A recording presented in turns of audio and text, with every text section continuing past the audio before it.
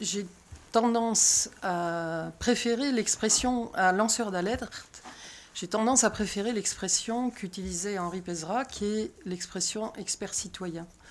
C'est-à-dire que, vu de notre côté, du côté des chercheurs. Et puis j'ai une deuxième identité qui est celle d'être dans le militantisme sur les questions de santé au travail depuis à peu près la même période, c'est-à-dire la fin des années 70.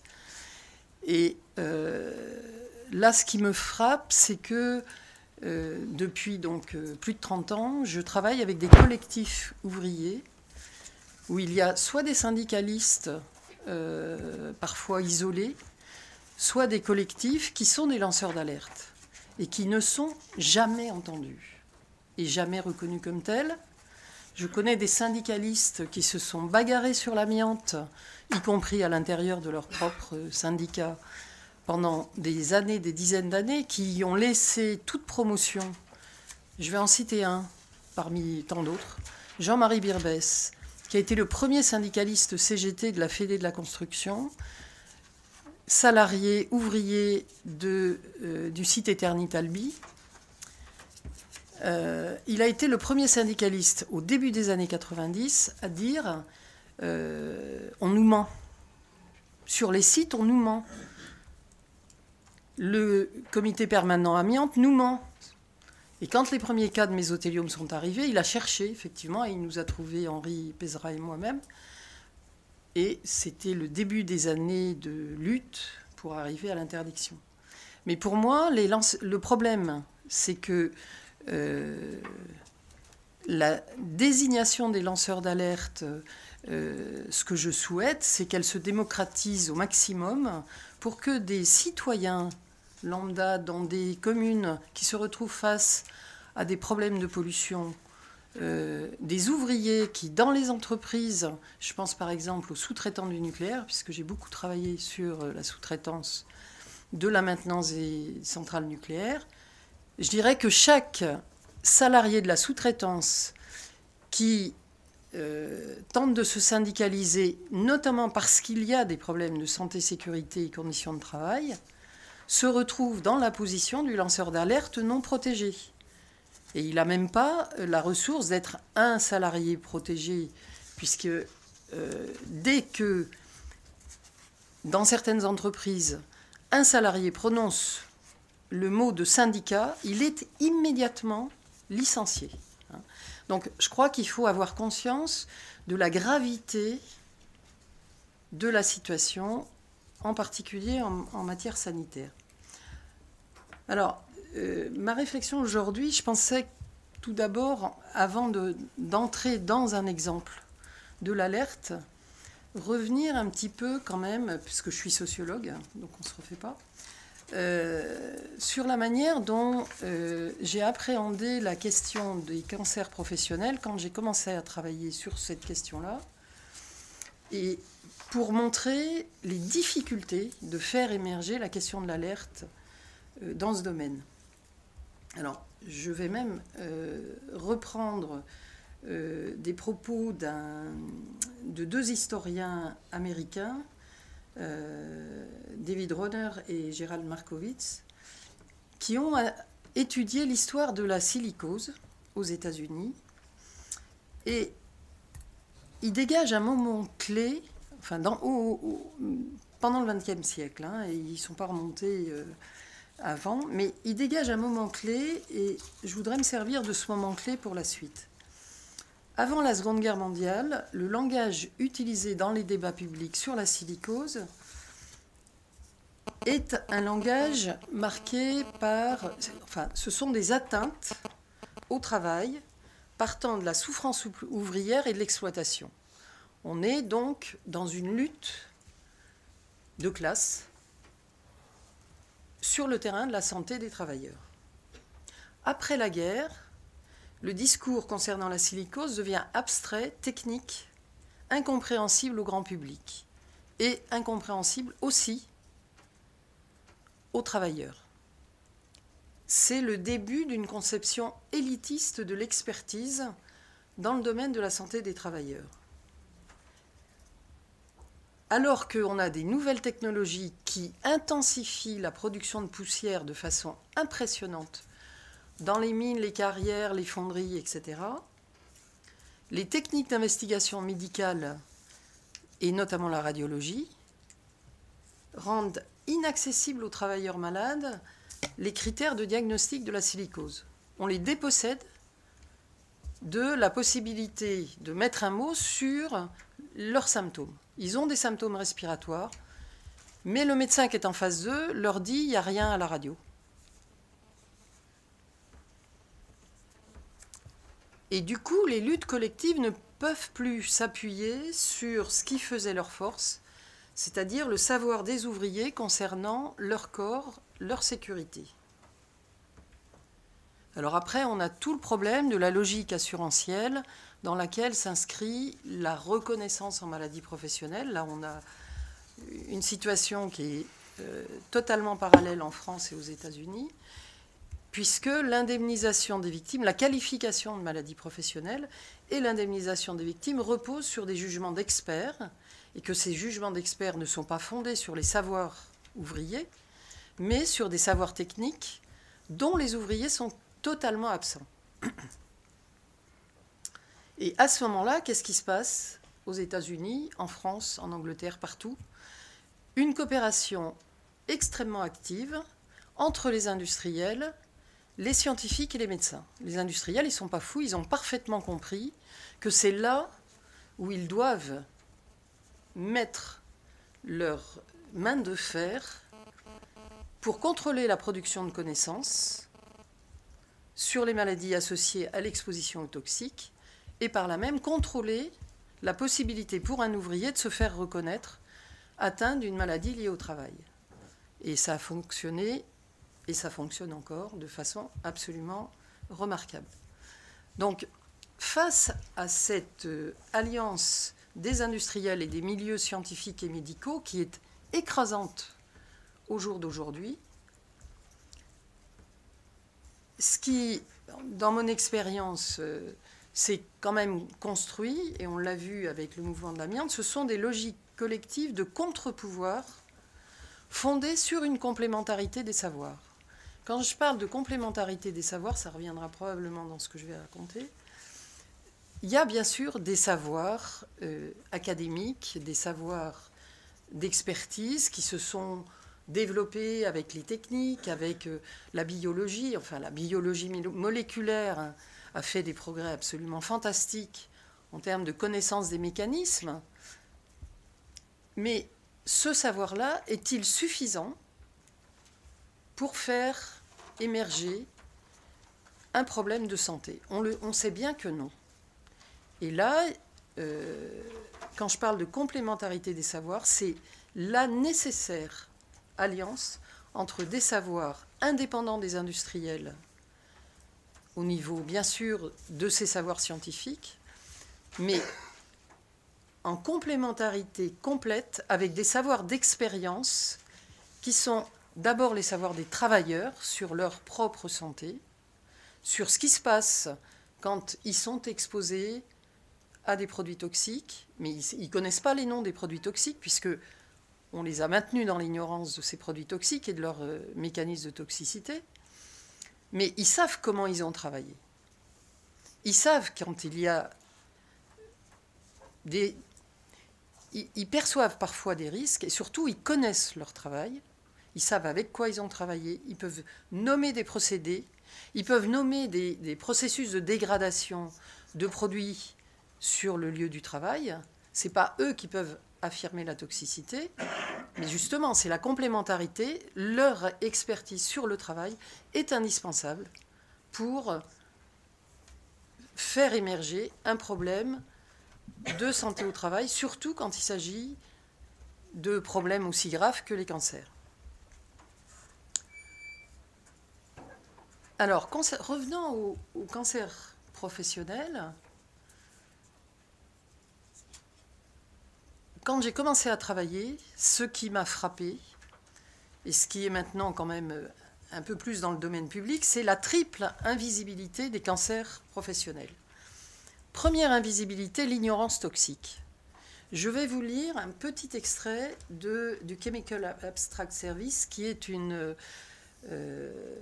un département de la Société américaine de chimie, qui a pour objectif de collecter tous les produits chimiques, toutes les substances qui sortent. Je vous lis. Et ils ont fait un registre dont on se sert tous plus ou moins à un certain moment. Enfin, André ne me contredira pas, je pense. Le registre mondial des substances chimiques contient plus de 82 millions de substances uniques, organiques et inorganiques, chimiques, telles que des alliages, des composés de coordination, des minéraux, des mélanges, des polymères et des sels. Et plus de 65 millions de séquences, soit plus que toute autre base de données de ce type. Chaque jour, la mise à jour du registre se fait sur 15 000 nouvelles substances. Sur le total des substances toxiques enregistrées, 300 000 environ sont réglementées. Ils n'ont même pas le nombre exact. Soit 0,4% du total des substances enregistrées. La mise à jour des substances réglementées pour leur toxicité se fait au rythme de 50 par semaine. Donc l'ignorance toxique, on navigue à 99,6% en totale ignorance de la toxicité. Il faut commencer par ça. Invisibilité physique. Alors, l'invisibilité physique, c'est d'abord le côté imperceptible des cancérogènes. Les fibres d'amiante, vous ne les voyez pas. Les rayonnements, vous ne les voyez pas.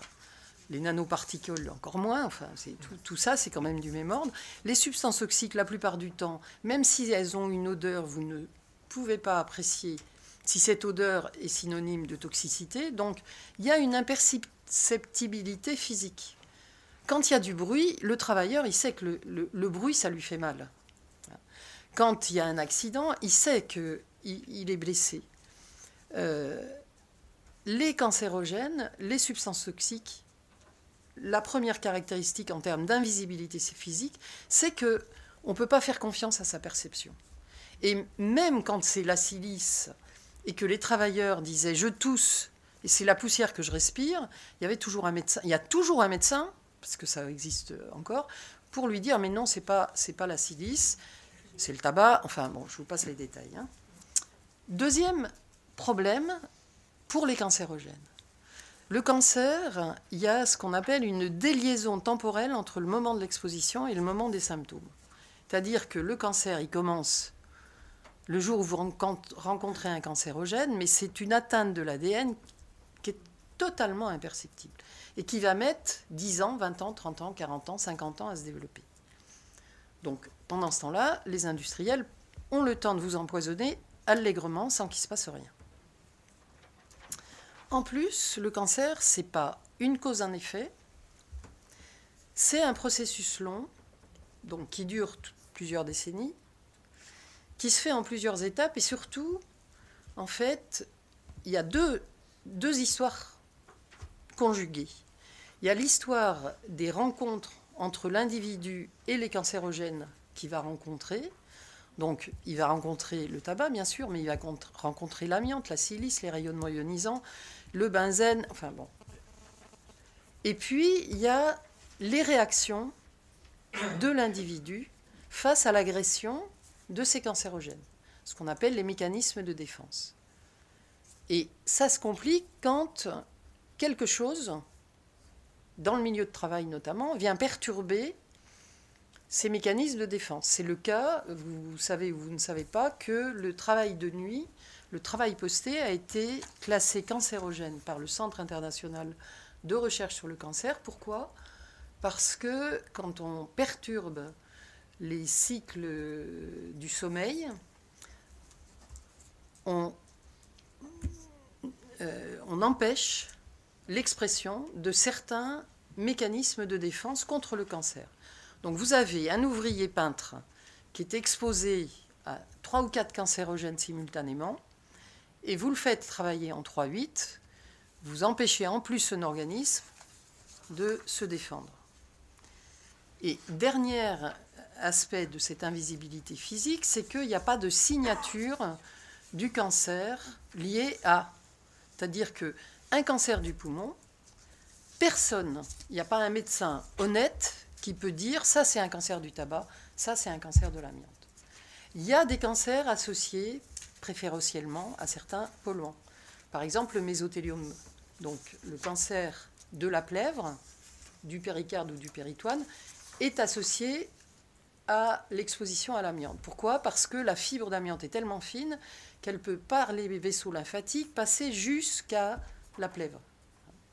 Mais les nanoparticules, on a de grosses craintes sur ce que ça va faire potentiellement.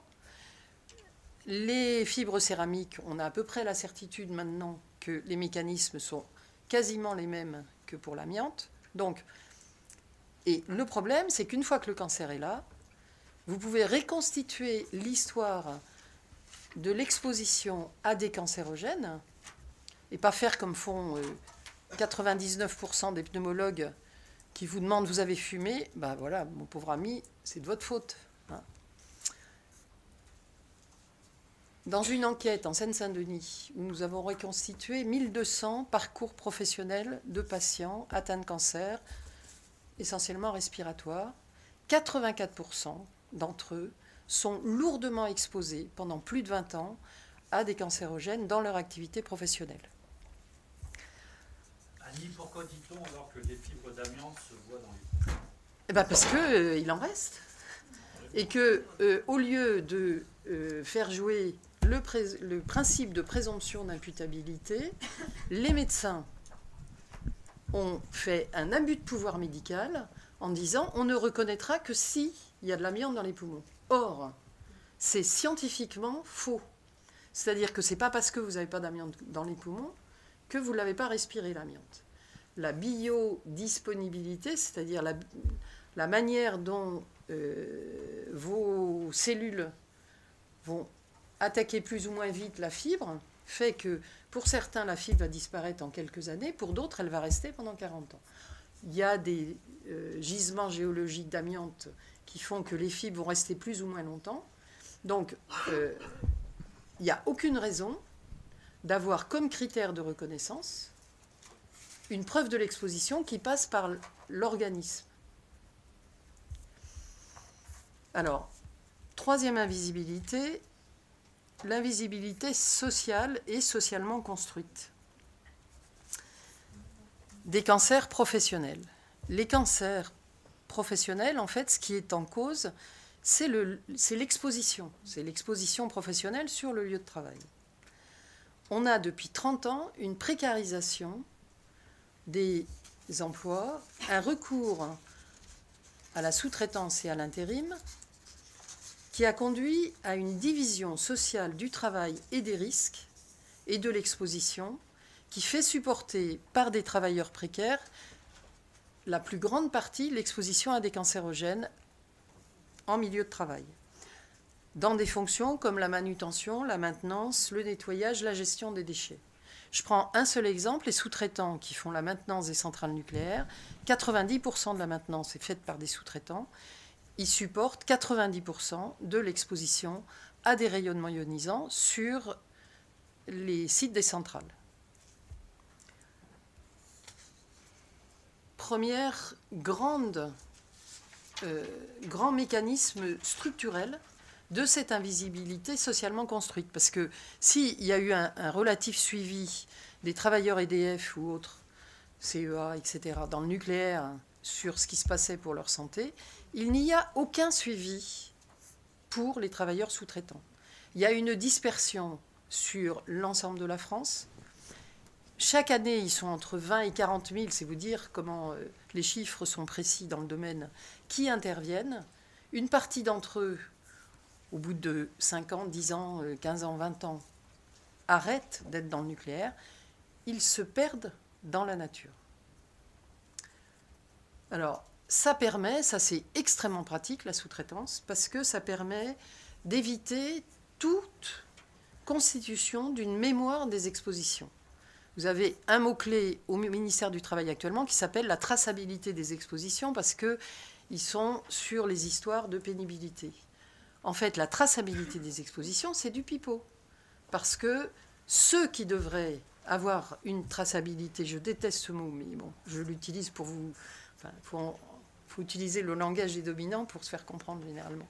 Donc, leur traçabilité, elle laisse totalement de côté les intérimaires, les jeunes stagiaires qui viennent pour quelques mois, et surtout tout ce qui disparaît dès lors qu'on est en sous-traitance. Alors, les règles qui ont été mises, il y a des règles, il y a même l'évaluation des risques, il y a même une sanction pénale si l'entreprise ne fait pas l'évaluation des risques. Mais comme c'est jamais contrôlé, puisque l'inspection du travail est au stade où peut-être vous savez, et tout ça est conforté dans un doute sur l'exposition et sur la toxicité.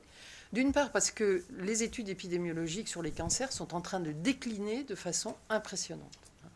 Il y en a de moins en moins, pas seulement en France, au niveau mondial. Il y a une publication qui est sortie en janvier 2014 qui montre qu'il y a un déclin depuis le début des années 2000 et qu'on est à quelques publications, enfin, qui se comptent sur les doigts de la main, entre 2010 et 2014, sur les cancers professionnels, sur les cancers en milieu de travail.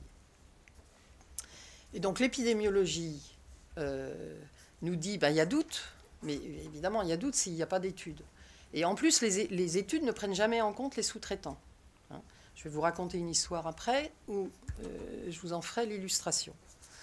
Donc après, les études épidémiologiques disent, soit ils n'ont pas la puissance statistique, soit peut-être bien que oui, peut-être bien que non. Et puis, il y a un processus qui est insupportable. C'est que l'épidémiologie dit, il faut prouver que l'amiante donne le cancer chez tout le monde.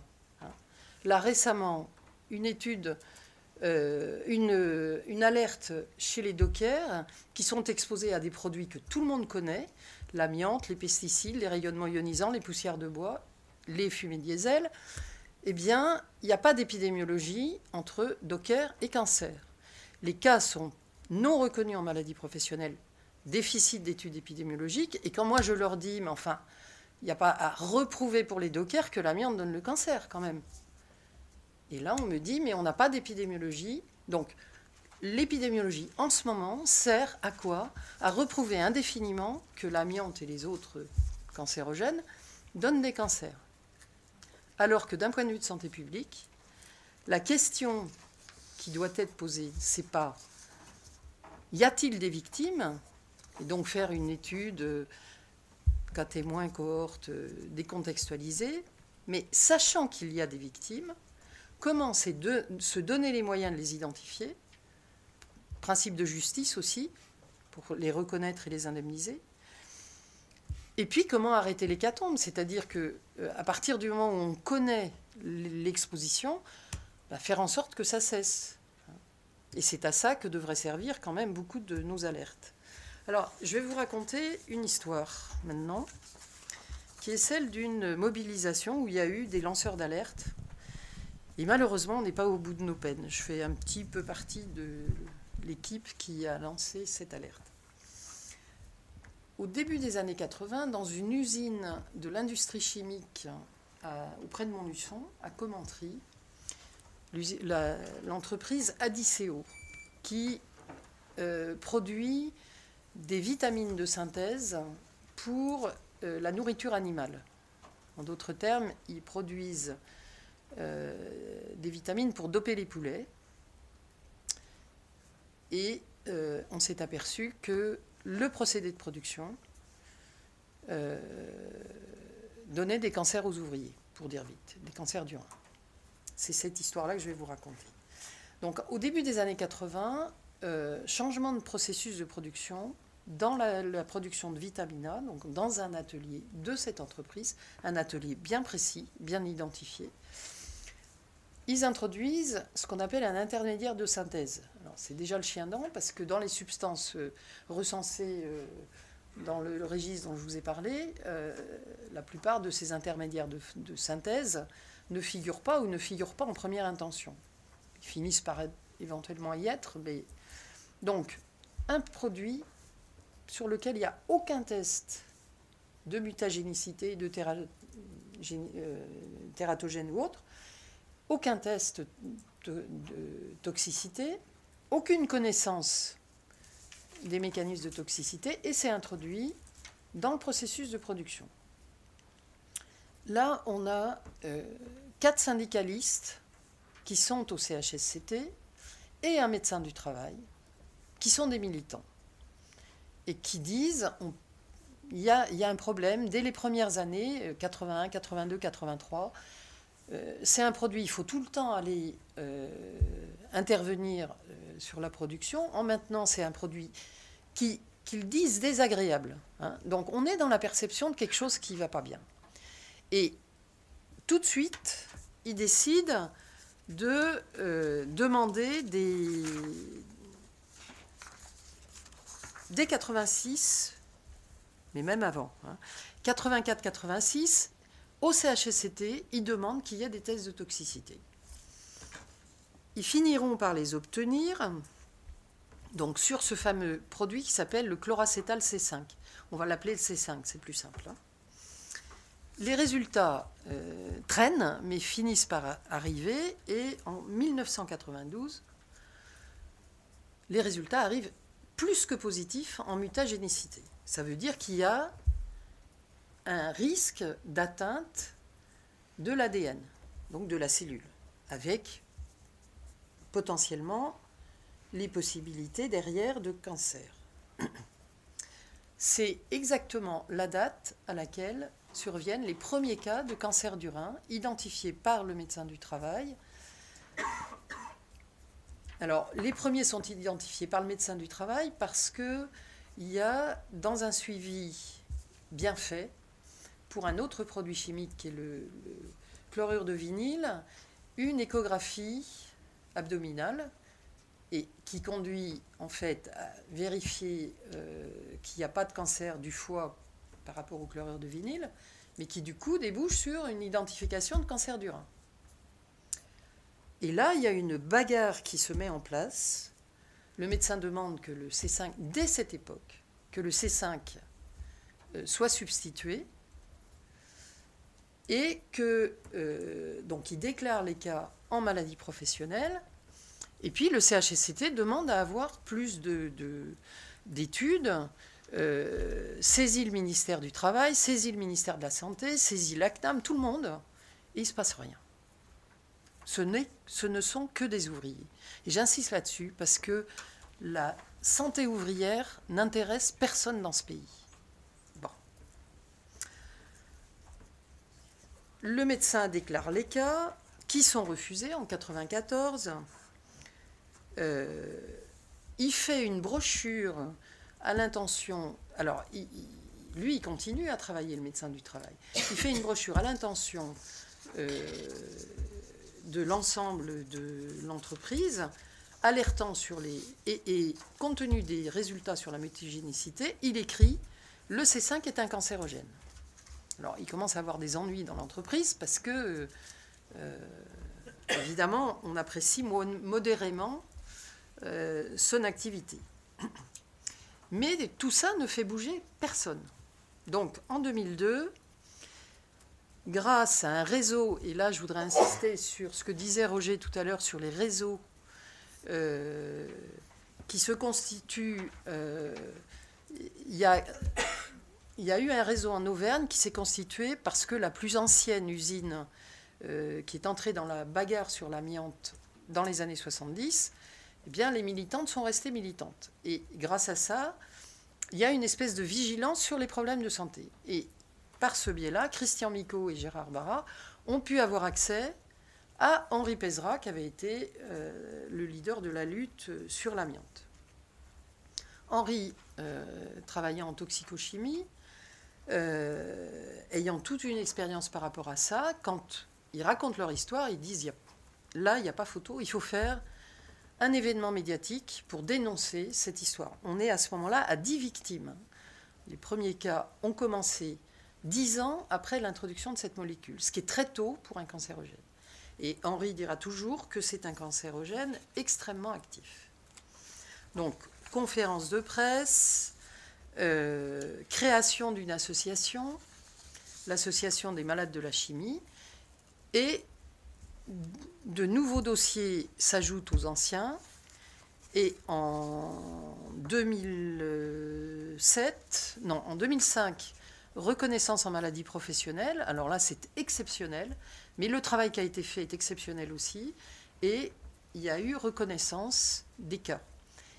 Et la reconnaissance, l'association a groupé les dossiers, et les dossiers, les victimes ont plaidé la faute inexcusable de l'employeur. Et là aussi, chose exceptionnelle, en 2007, on a reconnaissance de la faute inexcusable de l'employeur parce que les comptes rendus de CHSCT ont été faits de façon tellement précise, et j'insiste là-dessus parce qu'il y a la rigueur qui est indispensable dans un cas comme ça. Ils ont été extrêmement rigoureux dans rapporter les faits les uns après les autres. Les faits sont têtus. Et le juge a bien été obligé d'admettre que l'alerte sur la mutagénicité du C5 remontait aux années 80. Donc, l'employeur connaissait le risque et n'a pas pris les précautions. Faute inexcusable de l'employeur. Et alors, parallèlement, quand même, compte tenu de tout ça, le ministère du Travail et de la Santé disent qu'il faut une étude épidémiologique. Et alors là, c'est la cata. Ils confient à l'INVS, au département santé-travail de l'INVS, à mes collègues Hélène Aberdon, Marcel Goldberg et quelques autres, le soin de faire des études épidémiologiques. Or, on est en France avec une école d'épidémiologie, il n'y a pas que celle-là, mais elle est quand même extrêmement majoritaire, qui conçoit l'épidémiologie comme une science hors sol. D'une part, il commence par des études de mortalité. Or, moi, en santé publique, on m'a appris que l'étude de mortalité, c'était le plus mauvais des indicateurs. Pourquoi ? Parce que la mortalité, ça agrège des gens qui meurent aujourd'hui, mais qui sont atteints du cancer depuis 10 ans, 15 ans, 20 ans, etc. Donc, le seul indicateur qui a du sens, c'est l'incidence des nouveaux cas annuels, c'est-à-dire combien de nouveaux cas surviennent cette année. Et s'ils avaient fait ça, dans cette population-là, s'ils avaient élargi leur population en créant un registre des cancers sur l'Allier, avec une partie un peu rétrospective, et puis à partir de 2003, une partie prospective, au minimum, ils auraient eu ce que l'association a recensé, c'est-à-dire 1, puis 2, puis 3 cas par an, ce qui permettait déjà quand même d'instruire cette situation. Deuxième problème, c'est qu'au lieu de centrer leur étude sur l'excès de cancer dans l'atelier de Vitamina, nous, on savait, parce que moi j'ai travaillé aussi sur le plan sociologique, Henri a travaillé sur le plan toxicologique et moi j'ai travaillé sur le plan sociologique, et on savait, avec la reconstitution des postes de travail des victimes, qu'ils avaient travaillé pour la majeure partie d'entre eux à la Vitamina, avec 2 autres types de postes, la maintenance, et là on a des sous-traitants, mais les épidémiologistes refusent de les inclure, alors qu'on a des cas à partir du moment où ils ont commencé leur enquête, et puis au laboratoire. Donc, il y avait moyen de faire une étude où les exposés sont les exposés, et les non-exposés, même si on les prend à l'intérieur de l'usine, c'est tout le reste. Eh bien non. Ils ont pris tout le monde. Et donc, ils ont complètement dilué le risque. Refus de confronter les données, leurs données avec celles du CHSCT et de l'AMC. Il y a une cellule de reconstitution des postes de travail qui est faite sous l'obédience de la direction, mais aucun travail n'est fait avec les lanceurs d'alerte. Parce que les lanceurs d'alerte, c'est bien connu, c'est des gens qui ne sont pas objectifs, hein, qui sont non neutres. Enfin bon, je vous passe tous les qualificatifs qui nous disqualifient a priori, même si c'est nous qui avons mis en évidence les faits. Et en plus, ils font leur étude entre 2003 et 2007. Or, chaque année, et aujourd'hui encore, puisqu'on est aujourd'hui à 40 cas, il y en avait 17 quand ils ont fait leur enquête, on est à 40 cas aujourd'hui. Et cerise sur le gâteau, ils ont considéré que le dépistage était un facteur de confusion, donc ils ont fait, vous savez, un lavage statistique, ce qu'on appelle un ajustement. Et quand vous ajustez sur le dépistage, comme il y a un certain nombre, effectivement, des personnes qui ont bénéficié de ce dépistage, même si le dépistage montrait des tumeurs qui étaient déjà avancées, ils ont considéré que peut-être c'était le dépistage qui était... C'est bien connu, c'est le thermomètre qui vous donne la température. Hein. Bon.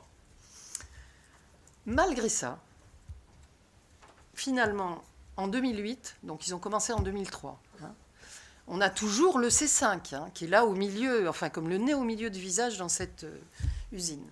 Verbalement, il y a une présentation orale, et j'y étais, au CHSCT à Dicéo, où ils reconnaissent, les épidémiologistes, qu'il y a un excès de cancer du rein chez les salariés d'Adicéo en atelier Vitamina, avec la fameuse phrase statistiquement significatif.